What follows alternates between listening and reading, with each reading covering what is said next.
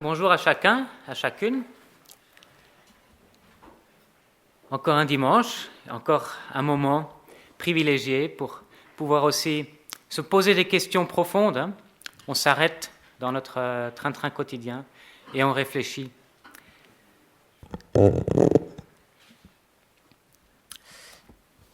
Ça fait maintenant bien quelques années que André Malraux a dit que le XXIe siècle serait religieux ou ne serait pas.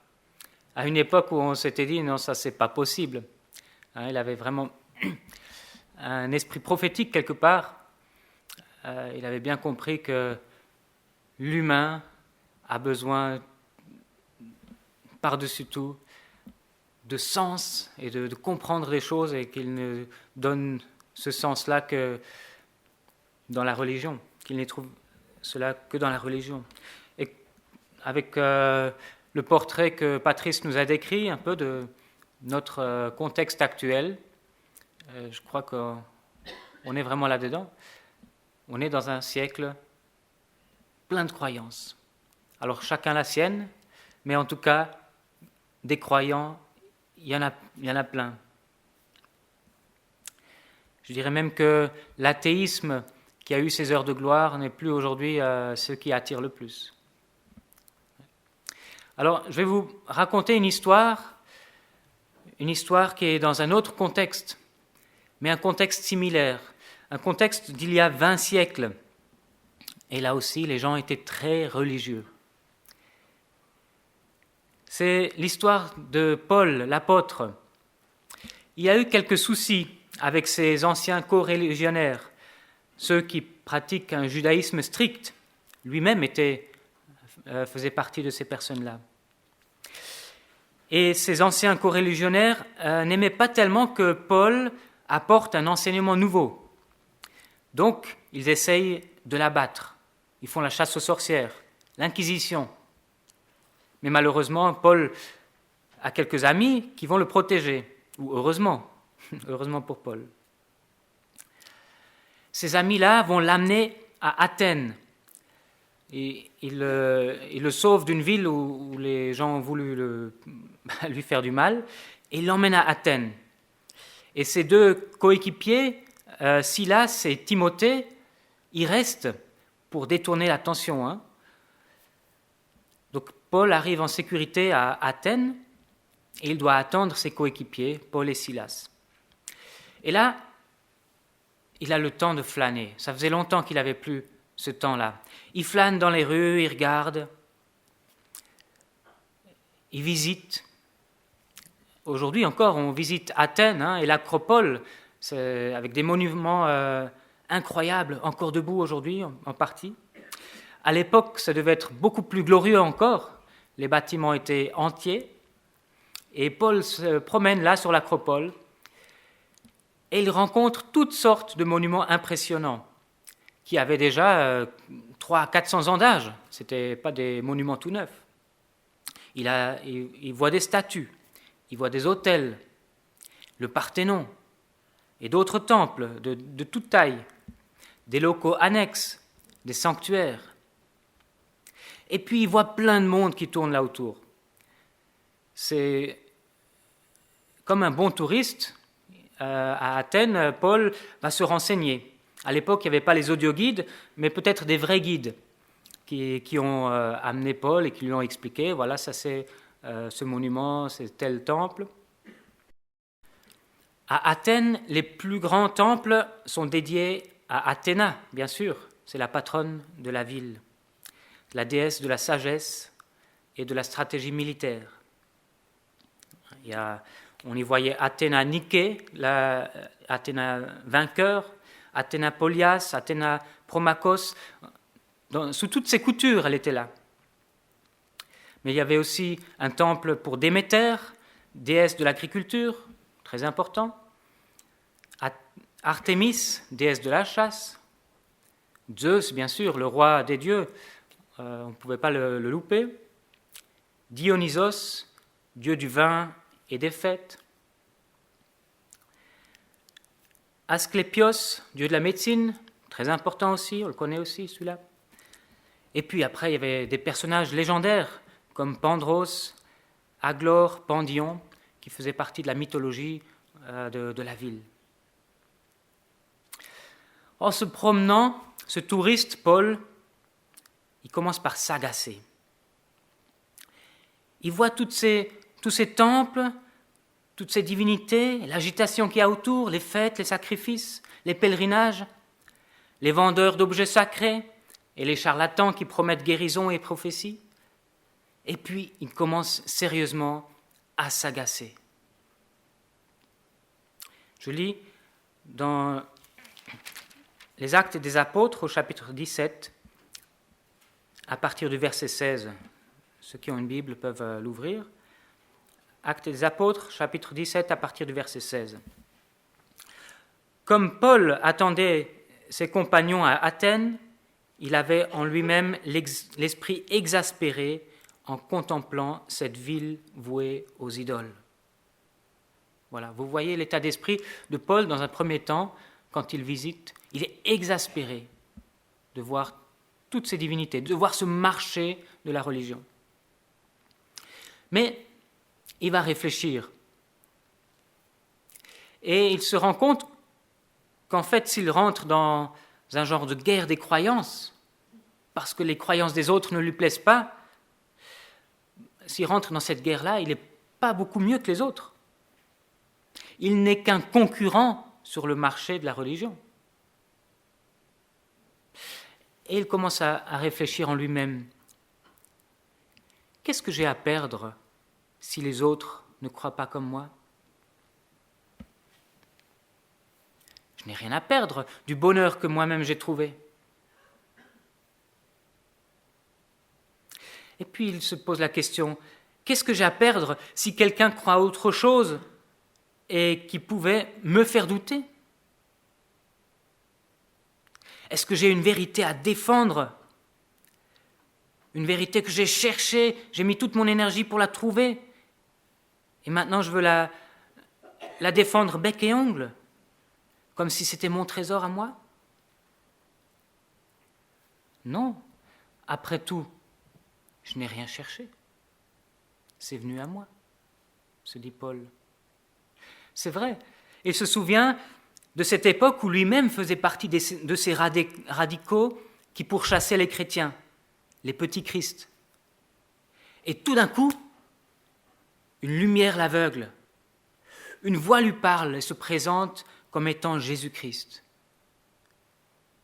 Ce n'est pas lui qui a cherché. C'est venu à lui. C'est Jésus qui est venu le chercher. Alors cette vérité qu'il connaît en Jésus-Christ, il n'a pas besoin de la défendre bec et ongle, parce qu'il n'a pas peur que le monde s'écroule autour de lui si on lui démontrait par toutes sortes de raisonnements qu'il est dans l'erreur. Il n'a pas besoin de défendre sa vérité, parce que ce n'est pas sa vérité. C'est Jésus-Christ qui est venu le rencontrer. Et ça, il n'y a pas besoin de preuves, il l'a vécu. Donc tout d'un coup, l'apôtre Paul est beaucoup plus détendu. Il n'a pas peur, face aux autres religions, de perdre quelque chose. Son agacement face au marché religieux disparaît. Vous savez, si l'apôtre Paul parcourt l'Empire romain et qu'il va de ville en ville, c'est pas pour l'argent. Il doit souvent travailler des longues journées pour être disponible ensuite pour parler de Jésus-Christ. Il ne le fait pas pour la famille non plus. D'ailleurs, il a tiré un trait sur l'idée de fonder sa propre famille. Il ne le fait pas pour la gloire et pour la notoriété. C'est avant qu'il avait une certaine notoriété. Maintenant, des gens de tout l'Empire cherchent à le faire taire. Ce qu'il fait là, en allant de ville en ville à travers tout l'Empire romain, c'est par amour qu'il le fait.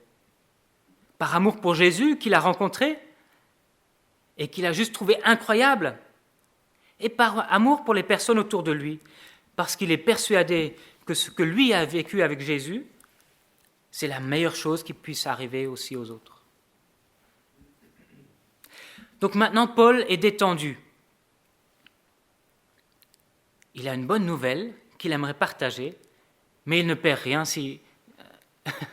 voilà, il n'a rien à perdre. L'apôtre Paul visite maintenant la ville un peu autrement. Il va s'intéresser aux croyances de ces Athéniens. Il va chercher à les comprendre. Il va discuter avec les gens qu'il rencontre dans la rue. Et il se passe ce qui doit se passer quand on discute. Il échange des idées avec les Athéniens, il les écoute, il leur présente son point de vue, on se respecte, on s'apprécie, on boit un bon verre ensemble. Mais on ne s'énerve pas, on n'attaque pas l'autre, on ne lui lance pas des petits pics. Alors voilà un peu comment ça se passait, je lis la suite. Paul s'entretenait donc dans la synagogue avec les Juifs et ceux qui craignaient Dieu, et sur la place publique chaque jour avec ceux qui s'y rencontraient. Quelques philosophes épicuriens et stoïciens se mirent à parler avec lui. Et les uns disaient « Que veut dire ce discoureur ?» D'autres disaient « Il semble être un prédicateur de divinités étrangères. » Cela parce qu'il annonçait la bonne nouvelle de Jésus et de la résurrection. Alors ils le prirent, le menèrent à l'aréopage et dirent « Pourrions-nous savoir quel est ce nouvel enseignement dont tu parles ? Car tu portes à nos oreilles des choses étranges. Nous voudrions donc savoir ce que cela veut dire. » Or, tous les Athéniens et les étrangers venus parmi eux ne passaient leur temps qu'à dire ou à écouter quelques nouvelles. Waouh! Je suis impressionné. Si aujourd'hui on savait se respecter comme ça en discutant avec des gens qui sont d'un avis différent, sans se taper dessus, ça ferait vraiment du bien à la France. Si on savait comme ça, voilà, reconnaître que quelqu'un a une autre idée, et puis ça ne fait pas de nous des ennemis, ça ferait vraiment du bien. Ils discutent, ils sont intéressés de savoir ce que l'autre croit.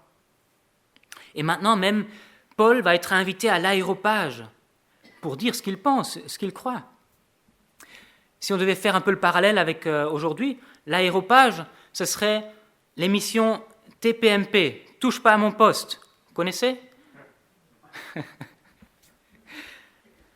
C'est le lieu, je vois que vous ne connaissez pas, hein. Qui est-ce qui connaît cette émission TPMP ? Oui, on ne regarde pas, mais... D'accord, quand même. C'est le lieu où il faut passer si tu veux qu'un maximum de personnes entendent parler de ta cause. C'est aussi l'émission où ceux qui racontent des âneries se prennent au sérieux. Voilà. Tout le monde les trouve ridicules, mais tout le monde aime se rincer l'œil à les regarder jacter comme des andouilles. 1,3 million de téléspectateurs tous les soirs quand même, qui aiment rigoler de ce ridicule ou de ces gens qui racontent des âneries. Voilà. L'aréopage, où on discutait, on racontait, on philosophait, il y avait des spectateurs, et puis il y en avait devant qui parlaient de toutes sortes de choses. Et là, Paul est invité à l'émission TPMP pour s'exprimer, pour qu'il explique ce qu'il croit. Paul se dit, moi j'ai rien à défendre, j'ai pas peur qu'on me prenne quelque chose. Par contre, j'ai quelque chose à partager. Ça, c'est l'occasion. TPMP, c'est peut-être pas mon truc, mais si on m'invite, c'est l'occasion, j'y vais. Effectivement, l'apôtre Paul saisit l'occasion, et là, devant tout le public, il va lâcher une bombe. C'est pas tout de suite une bombe, ça commence plutôt bien, mais ça va finir sur un sujet qui n'est pas du tout rassembleur. Ça va faire le buzz d'ailleurs. S'il y avait le replay à l'époque, les gens auraient regardé ça en replay après. Je lis donc la suite. Paul, debout au milieu de l'aréopage, dit « Athéniens, je vois que vous êtes à tous égards extrêmement religieux. Car en passant, j'ai observé tout ce qui est l'objet de votre culte, et j'ai même trouvé un autel avec cette inscription « À un Dieu inconnu ». Ce que vous vénérez sans le connaître, c'est ce que je vous annonce. Vous voyez comme Paul a une approche respectueuse de ce que les Athéniens croient. Il leur reconnaît cette qualité qu'ils sont extrêmement religieux. En fait, croire en quelque chose de supérieur à nous, c'est bien plus normal qu'il n'y paraît. Et ce serait plutôt l'exercice contraire, ne croire en rien, qui est un exercice difficile. D'ailleurs, si on ne croit en rien et qu'on va au bout de la logique de ne croire en rien, si on est 100% matérialiste, on arrive même à la conclusion qu'il n'y a pas de moyen de définir ce qui est bien ou mal, ce qui a de la valeur, ce qui n'en a pas. Tout n'est que matière et hasard. Il n'y a pas de raison que l'humain ait plus de valeur qu'un animal, que la vie ait plus de valeur que le minéral. Ça, c'est si on va jusqu'au bout, hein. Mais rares sont les personnes qui vont jusqu'au bout à ce point-là. Surtout parce que nos émotions à nous, elles nous disent le contraire. Nos émotions nous disent si nous nous sentons heureux ou malheureux, si nous nous sentons aimés ou mal aimés. Dans nos émotions, il y a le bien et le mal. Et toutes les religions ont pour fonction de rechercher une existence plus supportable et donc d'évacuer ce qui est mauvais, ce qui nous pourrit l'existence, tout en cherchant à rendre les hommes plus heureux. C'est beaucoup plus normal qu'il n'y paraît de croire en quelque chose de supérieur à nous. Et l'apôtre Paul dit aux Athéniens, c'est une qualité que vous avez, vous êtes extrêmement religieux. Alors aujourd'hui, on entend parfois l'argument qu'il vaudrait mieux être débarrassé des religions, au motif qu'on a trop souvent tué au nom de la foi. Et c'est vrai, les gens ont trop souvent tué au nom de leur foi, parfois en manipulant leur foi, mais parfois aussi en étant sincères dans leur foi, sincèrement dans l'erreur. Mais j'aimerais dire deux choses par rapport à ça. Tout d'abord, une statistique. L'encyclopédie des guerres de Phillips et Axelrod référence 1760 guerres environ. Sur ces 1760 guerres, seulement 123 ont été menées au nom de la religion. Ça correspond à 7% des guerres. Et ça correspond à 2% du total des morts. Mais on est d'accord, ces 2% de morts sont des morts en trop. Parce que la fonction de la religion devrait justement être de créer du lien, de chercher le bonheur des êtres humains. Et ça ne devrait pas se faire au détriment des autres. La deuxième chose que j'aimerais dire, c'est que ce n'est pas parce que les religions sont responsables de certaines guerres que cela les disqualifie automatiquement. Penser comme ça, ce serait prendre un raccourci intellectuel qui ne serait pas très honnête. Parce que, en fait, sans religion, en face, il n'y a pas de système efficace pour évacuer le mal. Ni la science n'y arrive, elle y contribue. Ni la philosophie ou l'humanisme n'est efficace pour éradiquer le mal. Elles y contribuent. Mais ce serait un peu un raccourci de dire il suffit d'enlever les religions, chacun sa croyance, et puis comme ça, on n'aurait plus de guerre. Ce n'est pas honnête intellectuellement. Revenons à notre histoire avec l'apôtre Paul. Paul reconnaît donc que les Athéniens sont sincèrement religieux. et il ne va pas commencer à dénigrer ce qu'il croit. Il aurait pu dire des choses du style « Mais vous êtes bête, vous croyez vraiment à vos histoires de mythologie ? Vous croyez vraiment que les pierres ont un pouvoir quand vous vous adressez aux statues ? Et quand vous demandez à connaître l'avenir à une sibylle, vous pensez vraiment que ce n'est pas elle qui raconte ce qu'elle veut, mais que c'est un message de Dieu ? On peut faire le parallèle avec certaines croyances d'aujourd'hui. Non, l'apôtre Paul pourrait attaquer les Athéniens sur le terrain de la raison, en disant « mais c'est déraisonnable ». Mais il ne le fait pas. Au contraire, il a trouvé une occasion de répondre à la curiosité et à la sincérité des Athéniens. Les Athéniens sont tellement sincères qu'ils ont même un autel à un Dieu inconnu. Ben oui, au cas où ils en oublieraient un. Comme ça, ils ne seraient pas vexés. C'est malin. Il fallait y penser.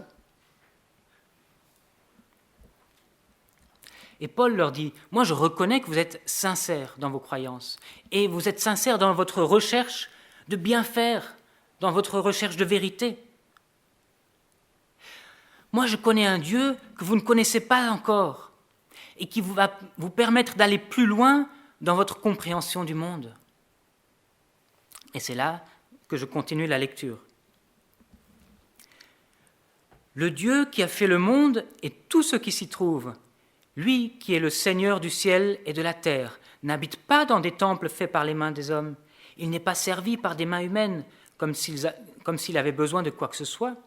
Lui qui donne à tous la vie, le souffle et toutes choses. Il a fait que toutes les nations humaines, issues d'un seul homme, habitent sur toute la face de la terre. Il a déterminé les temps fixés pour eux et les bornes de leur demeure, afin qu'ils cherchent Dieu pour le trouver si possible en tâtonnant. Or, il n'est pas loin de chacun de nous, car en lui, nous avons la vie, le mouvement et l'être. C'est d'ailleurs ce qu'ont dit aussi quelques-uns de vos poètes. Nous sommes aussi de sa race. Ainsi donc, étant de la race de Dieu, nous ne devons pas penser que la divinité soit semblable à de l'or, à de l'argent ou à de la pierre sculptée par l'art et l'imagination des hommes.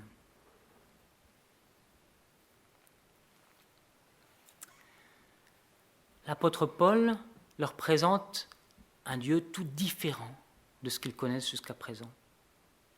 Dans la mythologie grecque et romaine, ce n'est pas Zeus, le roi des dieux, qui est le créateur. Il est seulement le roi des dieux. D'ailleurs, ce n'est même pas un Dieu personnel qui est à l'origine de la création.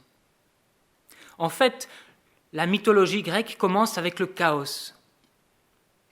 Le chaos qui engendre les divinités de la terre, Gaïa, les divinités des ténèbres et d'autres encore. Ensuite, Gaïa, la divinité de la terre, va engendrer les titans, comme Chronos, le temps, et encore d'autres. Et seulement après arrivent les divinités des dieux, des demi-dieux, des héros, etc.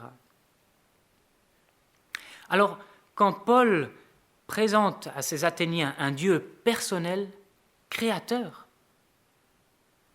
ils sont tout d'un coup intéressés. Ça, ils n'avaient jamais entendu.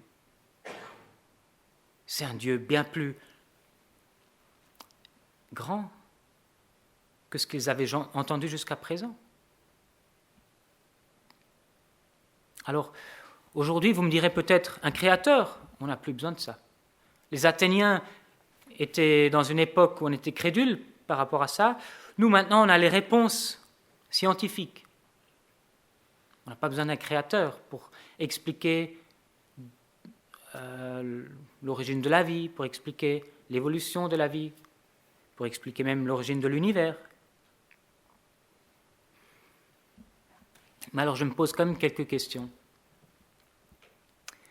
Pourquoi est-ce que la science recherche l'origine de la vie sur les météorites qui auraient pu apporter la vie ou des éléments de vie, si on sait déjà l'expliquer? Vous vous souvenez des dernières missions spatiales, quand on s'approchait pour se poser sur des... Comment ça s'appelle ces objets célestes? Je ne sais plus. Des météorites ou des astéroïdes, voilà, merci Philippe. Pour se poser sur un astéroïde, pour aller chercher des choses, ou alors aller voir sur les autres planètes, si on ne trouve pas des choses pour nous aider à expliquer l'origine de la vie. Je croyais qu'on avait les réponses. Mais non, on cherche les réponses ailleurs. Et puis, pourquoi certains, alors je ne sais pas si c'est scientifique, mais en tout cas, c'est peut-être entre la philosophie et la science, ils se basent sur des questions scientifiques, pourquoi certains sont obligés d'imaginer des métavers, c'est-à-dire des univers parallèles, pas métavers de Facebook, mais des univers parallèles qui pourrait expliquer la probabilité infiniment petite que dans notre univers, la vie soit apparue.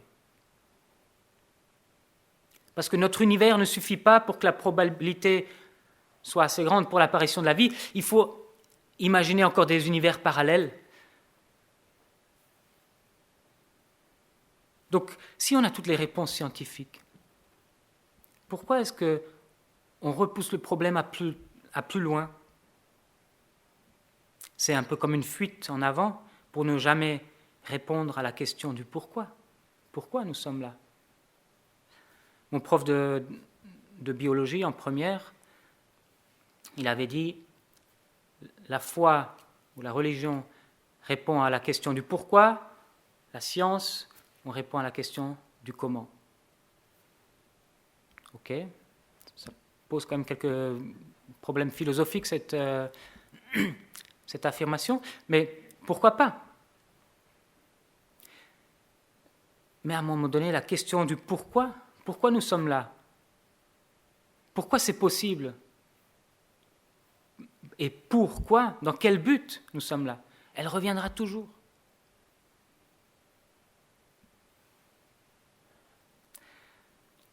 Je crois que ce n'est pas du tout déraisonnable, aujourd'hui, même avec nos connaissances scientifiques, de croire que le monde a été créé par quelqu'un.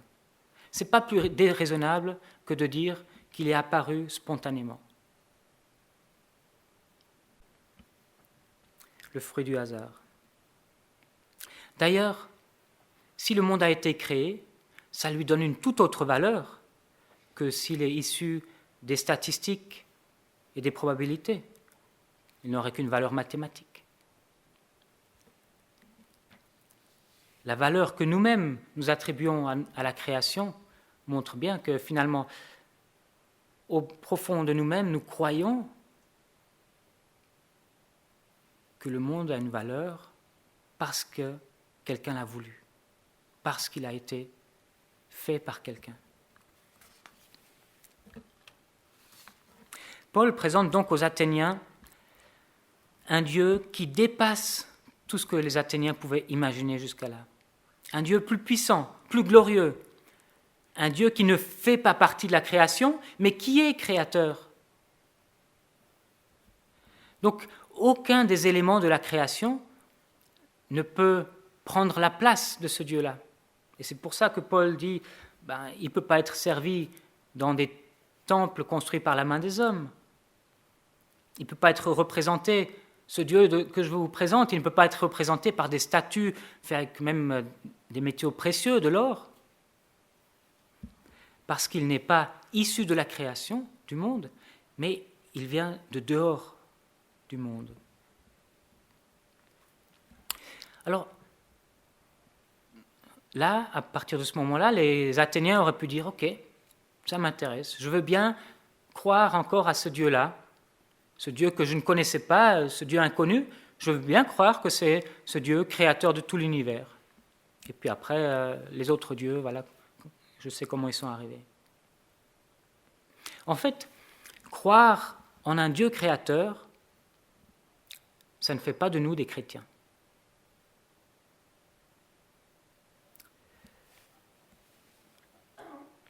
Paul aurait pu s'arrêter là et il aurait été d'accord plus ou moins avec les Athéniens. Et ils auraient trouvé Paul vraiment un chouette gars, vraiment quelqu'un sur le marché du religieux, quelqu'un d'intéressant. Mais Paul ne s'arrête pas là, parce que croire en un Dieu créateur, ça ne fait pas de nous des chrétiens.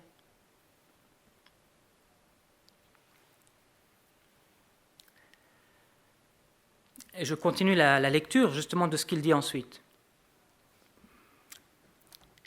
Il dit « Dieu, sans tenir compte des temps d'ignorance, annonce maintenant à tous les hommes, en tout lieu, qu'ils aient à se repentir.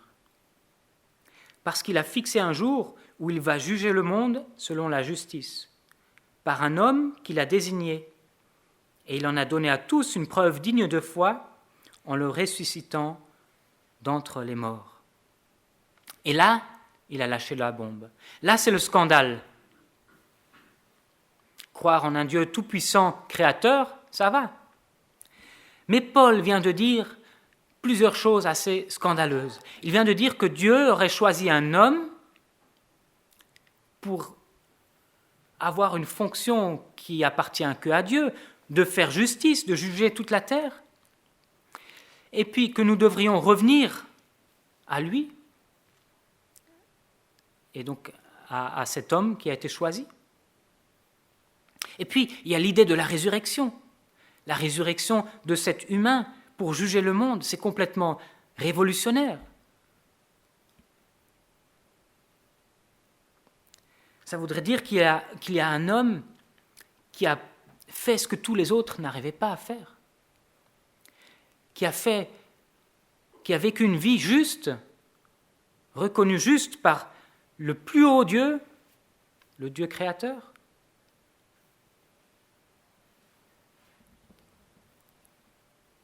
Quelque part, un homme qui aurait pris la place de tous les autres hommes, qui aurait vécu la vie que tous les autres hommes auraient dû vivre.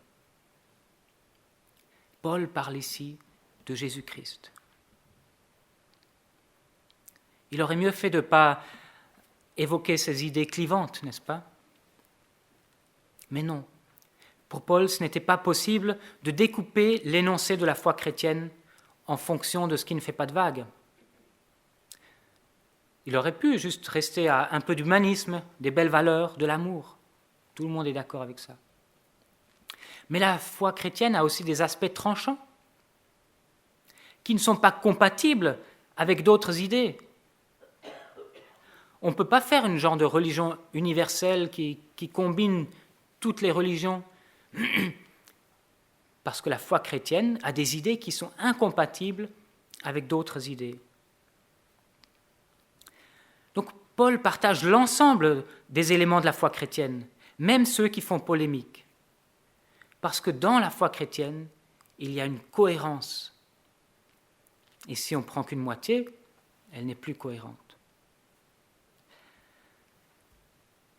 La foi chrétienne, elle dit qu'il y a ce Dieu créateur, mais qu'à un moment donné, l'être humain qui était quand même le joyau de cette création, il s'est détourné de Dieu.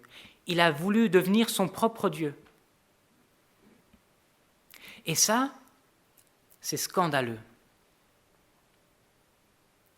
Ça, c'est scandaleux. Et maintenant, qu'est-ce que fait l'homme? Il cherche à rétablir la relation avec Dieu par toutes sortes de moyens. Mais il n'y arrive pas. On le voit parce que les règles qu'il se fixe lui-même, il n'arrive pas à les tenir.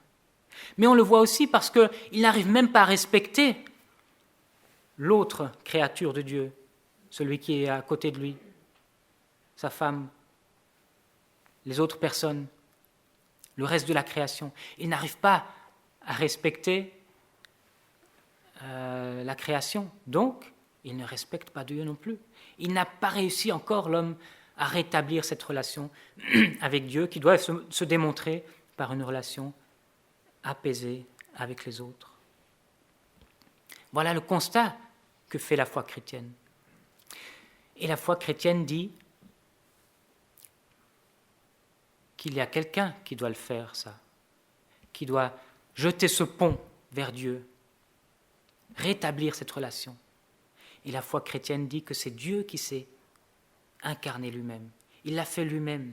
Il est venu pour vivre la vie que nous aurions dû vivre,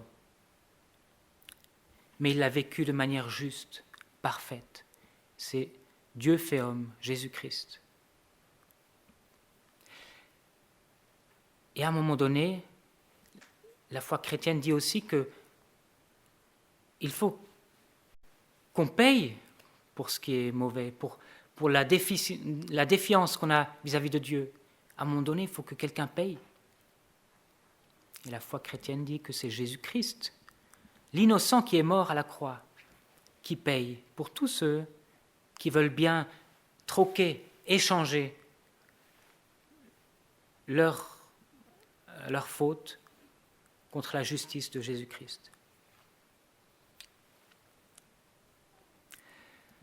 Mais si l'histoire s'arrêtait à Jésus mort, ça ne nous avancerait pas. Ce serait une fin tragique. Mais Dieu, il veut la vie, il veut nous donner la vie. Il veut rétablir les choses. Il veut qu'on puisse vivre avec lui. Et même éternellement, sans que la mort soit présente. Alors il a commencé avec Jésus-Christ. Dans sa puissance, Dieu a ressuscité Jésus-Christ des morts. Et il est le premier de tous ceux qui seront associés à lui et qui ressusciteront aussi un jour.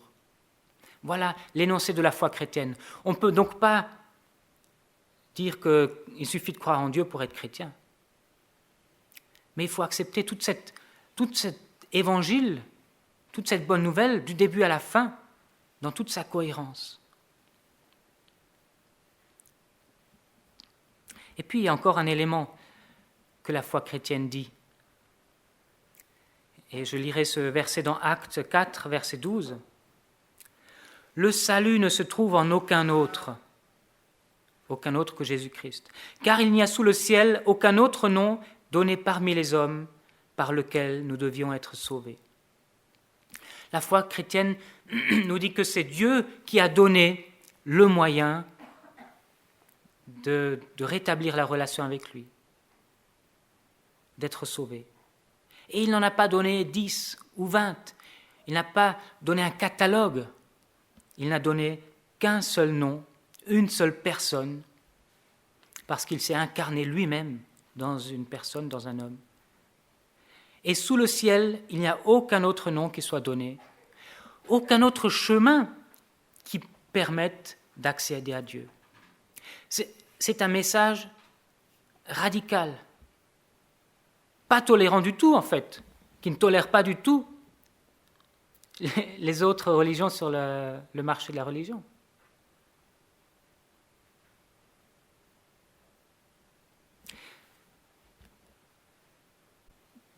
D'un côté, on peut respecter l'autre dans sa croyance.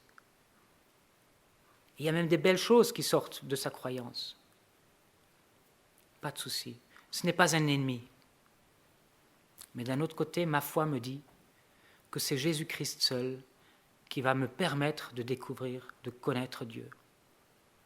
Et ce Jésus-Christ, on ne le connaît pas simplement de manière intellectuelle, pas simplement par les textes bibliques, mais aussi par une révélation personnelle, quand lui se révèle à nous, quand la grâce de Dieu vient à nous, vient nous chercher, comme l'apôtre Paul l'a vécu. Et alors si vous vivez ça, vous n'avez plus rien à perdre. Vous n'êtes pas incertain, indécis sur le marché de la religion, des croyances. Vous avez tout simplement rencontré quelqu'un, rencontré Jésus-Christ personnellement.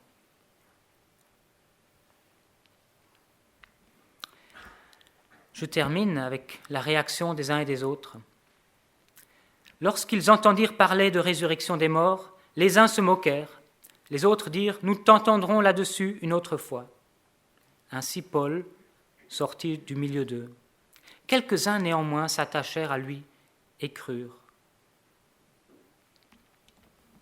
Oui, c'est bien possible qu'aujourd'hui, vous repartiez en disant « on en reparle une autre fois ». Ou alors vous repartiez en disant « mais il est fou celui-là, il a les idées pas bien en place ». Mais peut-être qu'aujourd'hui, Dieu veut vous rencontrer. Dieu veut rentrer dans votre vie. Dieu veut vous montrer tout son amour qu'il a manifesté en Jésus-Christ et qu'il veut encore manifester au quotidien dans votre vie. Peut-être que Dieu veut commencer quelque chose de nouveau avec vous aujourd'hui. En tout cas, s'il y a un Dieu créateur, transcendant, ça vaut la peine de l'écouter, de se demander comment est-ce que lui voit les choses, comment est-ce que lui explique les choses, et pas juste dire « moi je prends ce qui me plaît à la carte ». Et s'il y a un Dieu personnel, créateur qui existe, ça vaut le coup de commencer une relation personnelle avec lui. C'est ce à quoi l'Évangile nous invite aujourd'hui. Je vais prier.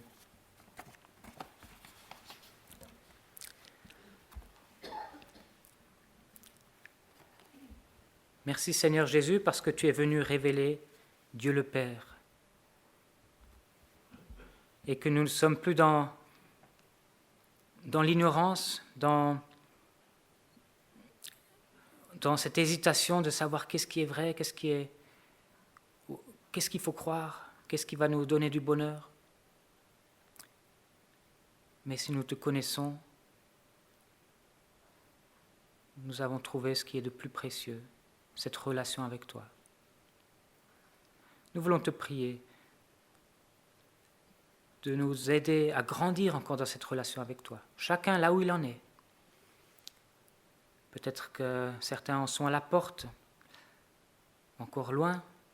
Peut-être que certains ont déjà commencé une relation avec toi, mais se sont fatigués en chemin. Seigneur, je te prie que nous puissions chacun grandir dans notre relation avec toi et en bénéficier jour après jour, bénéficier de tous tes bienfaits et de ton amour de Père pour nous, tes enfants. Amen.